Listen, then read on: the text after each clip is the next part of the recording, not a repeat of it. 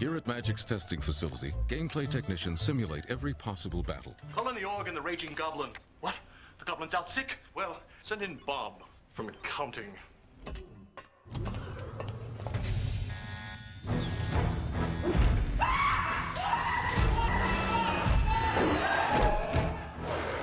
say the first round goes to the org. Magic the Gathering. Beat your friends.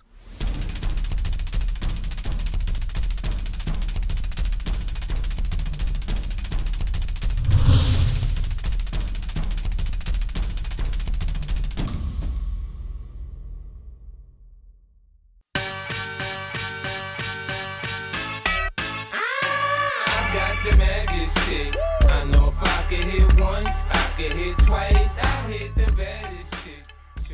It's almost hard to run into anybody who hasn't heard of Magic. You know, and a bunch of them tell you, oh yeah, I played that in high school, I played it with my college buddies, or, you know.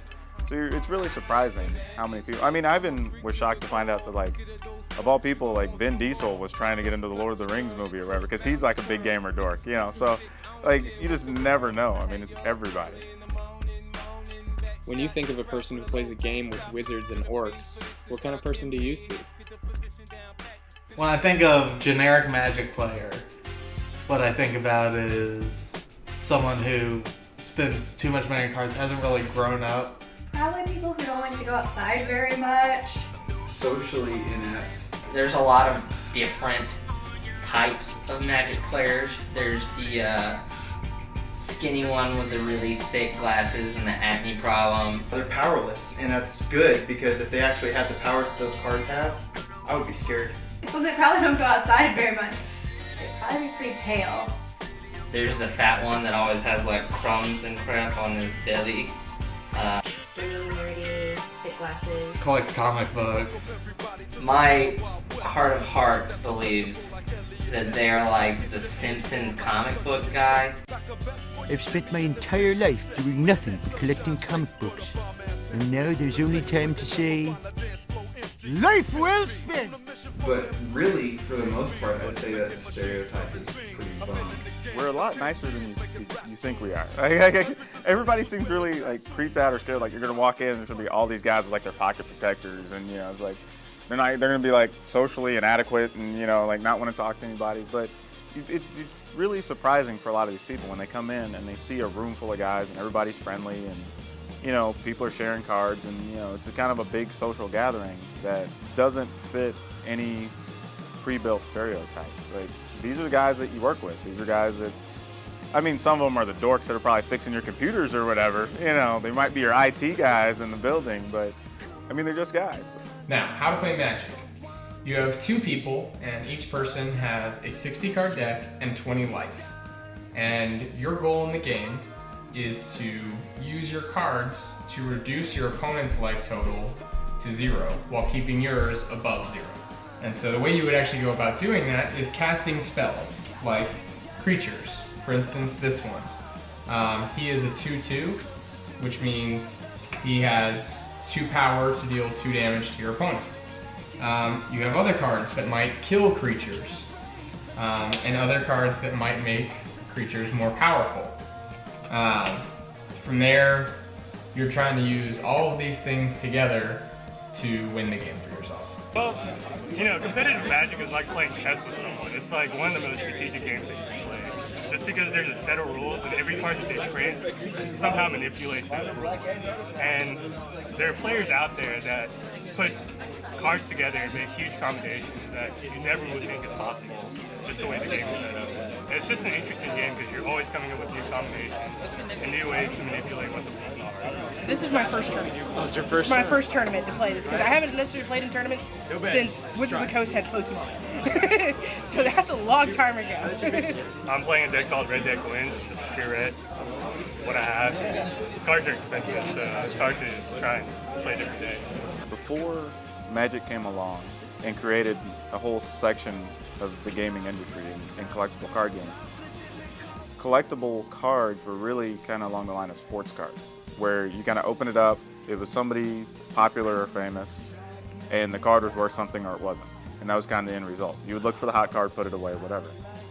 But in collectible card games, the difference is that a card's value isn't necessarily by rarity. There's not, you know, you can't have like that rare Ken Griffey Jr. card or Michael Jordan card where because the guy went on a stellar career, his card's worth something. Like the cards kind of hold their own value based on what decks they go in. Magic in particular has a very interesting thing going for it in the sense that I try to, when people say, oh man, it seems so expensive.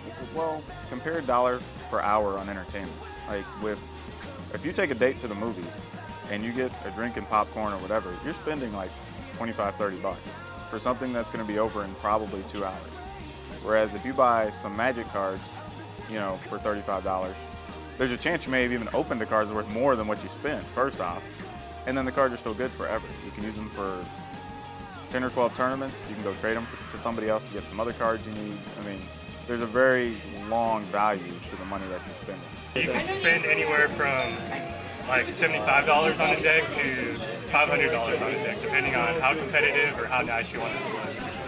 Like if you have a $1,000 deck, it doesn't even guarantee you're going to win because there's a lot of cards in the game that are 50-cent and $1 cards, and you can have a whole deck of those and win just the same. I mean, it's more about the strategy of all those cards coming together.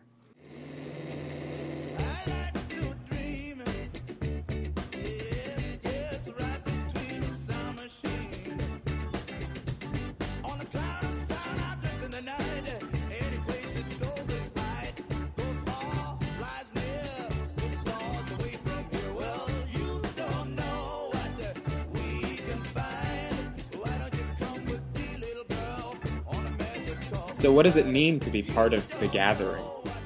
Our specialty really is bringing in everybody, getting people to meet other people, and building community among the gamers more than anything else.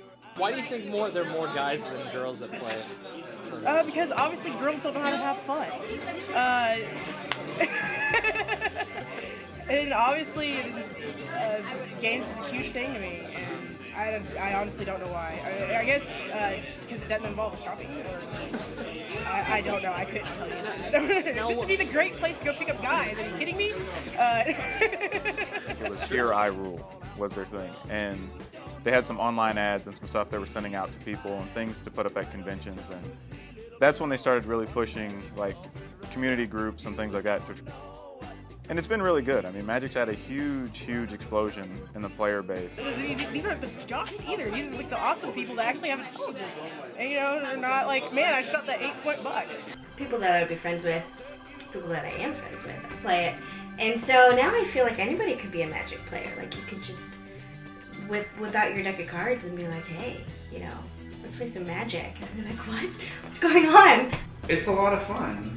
You know, and I know that's kind of a simplistic answer, but it's exciting.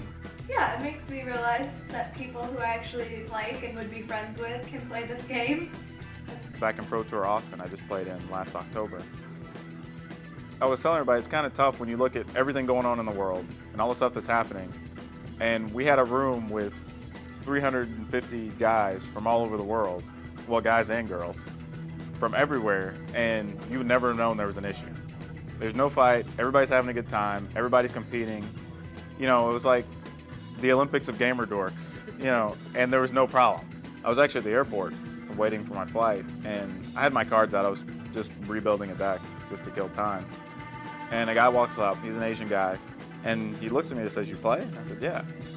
And as we were playing, I realized he spoke very little English, and I spoke like zero Korean, which I'm assuming he had Korean cards, so I'm just assuming, you know, I don't really know. But we were able to play because we each knew what each other's cards did. Because the artwork's the same across all the games, just the language is written different.